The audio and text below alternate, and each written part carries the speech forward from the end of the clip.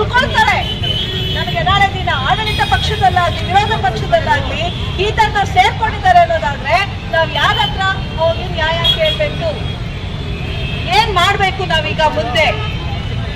ಇಷ್ಟೊಂದು ಹೆಣ್ಣು ಮಕ್ಕಳ ಮೇಲೆ ದೌರ್ಜನ್ಯ ಆಗುತ್ತೆ ಅಂತಂದಾಗ ಈ ಪ್ರಶ್ನೆ ಬರ್ತಕ್ಕಂಥದ್ದು ಸಹಜ. ಮತ್ತೆ ಅವನಿಗೆ ಟಿಕೆಟ್ ಕೂಡ ಕೊಟ್ಟಿದ್ದಾರೆ. ಈ ಸತಿ ಎಲೆಕ್ಷನ್ ಅಲ್ಲಿ ಕೂಡ ಅವನು ಸ್ಪರ್ಧಿಸಿದ್ದಾನೆ.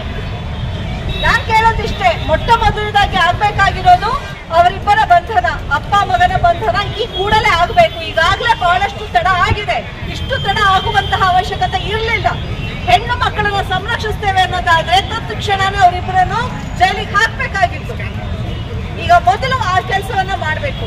ಎರಡನೇದಾಗಿ ಮಾಡ್ಬೇಕಾಗಿರ್ತಕ್ಕಂಥದ್ದು, ಅವ್ರು ಏನು ಎಲೆಕ್ಷನ್ ನಲ್ಲಿ ನಿಂತಿದ್ದಾರೆ, ಸ್ಪರ್ಧೆಯಾಗಿ ನಿಂತಿದ್ದಾರೆ, ಆ ಸ್ಪರ್ಧೆಯನ್ನ ಅವರ ಒಂದು ಸ್ಪರ್ಧೆಯನ್ನ ಅನೂರ್ಜಿತಗೊಳಿಸ್ಬೇಕು.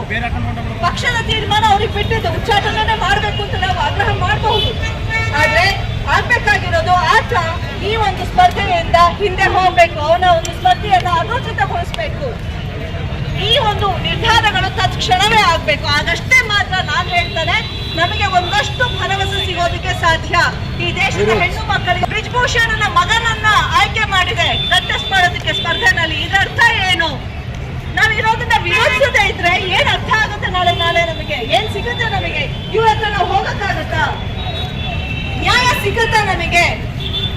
ಯಾವ ರೀತಿಯ ಒಂದು ಸರ್ಕಾರವನ್ನು ನಾವು ಇವ್ರ ಬಗ್ಗೆ ಕೊಡ್ತಾರೆ ನಾಳೆ ದಿನ? ಅತ್ಯಾಚಾರಿಗಳಾದ ತಂದೆ ಮಗನನ್ನ ಈ ಕೂಡಲೇ ಬಂಧಿಸಿ ವಿಕೃತ ಕೋಮಿ ಪ್ರಜ್ವಲ್ ರೇವಣ್ಣ ಮತ್ತು ರೇವಣ್ಣನನ್ನ ಈ ಕೂಡಲೇ ಬಂಧಿಸಿ ದೌರ್ಜನ್ಯಕ್ಕೊಳಗಾದ ಮಹಿಳಾ ಸಂತ್ರಸ್ತರೊಂದಿಗೆ ನಾವಿದ್ದೇವೆ.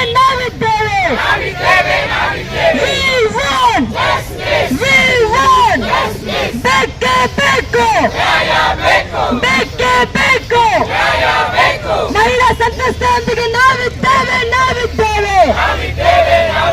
ಪೆನ್ಡ್ರೈವ್ ಪ್ರಕರಣದ ನಿಷ್ಪಕ್ಷಪಾತ ತನಿಖೆಯನ್ನು ಈ ಕೂಡಲೇ ನಡೆಸಲೇಬೇಕು. ಪೆನ್ಡ್ರೈವ್ ಪ್ರಕರಣದ ನಿಷ್ಪಕ್ಷಪಾತ ತನಿಖೆಯನ್ನು ಈ ಕೂಡಲೇ ನಡೆಸಲೇಬೇಕು. ಅಪರಾಧಿಗಳಾದ ಪ್ರಜ್ವಲ್ ರೇವಣ್ಣ ಮತ್ತು ರೇವಣ್ಣನನ್ನ ಈ ಕೂಡಲೇ ಬಂಧಿಸಿ ಅಪರಾಧಿಗಳನ್ನ ಈ ಕೂಡಲೇ ತೀವ್ರ ಶಿಕ್ಷೆಗೆ ಗುರಿಪಡಿಸಿ ಬೇಕೇ ಬೇಕು. ದೌರ್ಜನ್ಯಕ್ಕೊಳಗಾದ ಮಹಿಳಾ